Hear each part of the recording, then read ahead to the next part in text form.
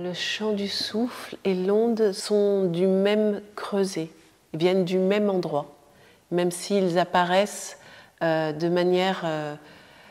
on peut faire l'onde sans avoir le souffle respiratoire et le soutien de la respiration. Mais on se rappelle bien que quand on était dans le ventre de nos mères, on respirait d'une autre manière. Donc on parle aussi d'un autre souffle.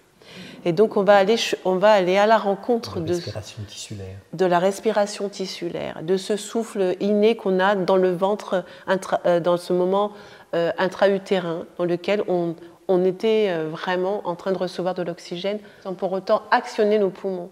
On peut onduler sans respirer. La respiration pulmonaire ne soutient pas et ne sous-tend pas l'onde. Et en même temps, on pourrait dire que l'onde de la respiration qu'on ne perçoit pas, elle est déjà là parce que je remplis mes poumons. Et ça crée une onde. Donc c'est extrêmement particulier. J'ai beaucoup aimé l'idée d'Imanu, donc c'est un même creuset. Donc c'est issu d'une même chose. On pourrait dire aussi qu'on a créé peut-être dans ces trois arts trois portes d'entrées différentes qui peuvent se pratiquer séparément, mais qui se relient et qui sont en même temps issues d'une même source. Donc soit on prend les portes et puis on arrive au même centre qui est ce creuset, soit on part du creuset et on va vers ces trois portes.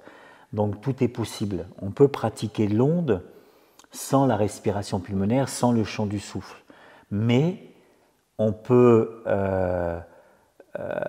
le faire vraiment bien que si on a d'abord libéré la respiration pulmonaire, puis aussi libéré l'onde, pour d'un seul coup pouvoir sentir le déploiement et cette respiration embryonnaire, qui est donc la respiration tissulaire et la respiration articulaire, où les articulations aussi respirent, poussent, reviennent ici. Là, par exemple, je suis dans une démonstration de respiration tissulaire.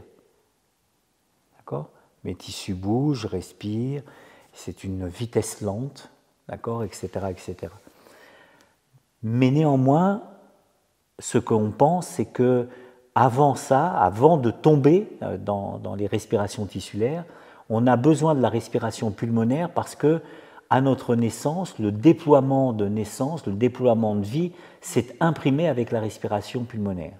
Donc l'onde précède la respiration pulmonaire, mais la respiration pulmonaire va m'aider à déployer, à étirer mon onde, à aller dans des endroits pour l'envoyer dans des zones du corps, donc dans les arcs latéraux ou dans l'arc postérieur, etc., etc., où je vais donc aller visiter, comme si je me visitais de l'intérieur, pour défroisser, en fin de compte, les tissus, défroisser le tissu conjonctif qui est éventuellement un peu serré, des tensions, etc.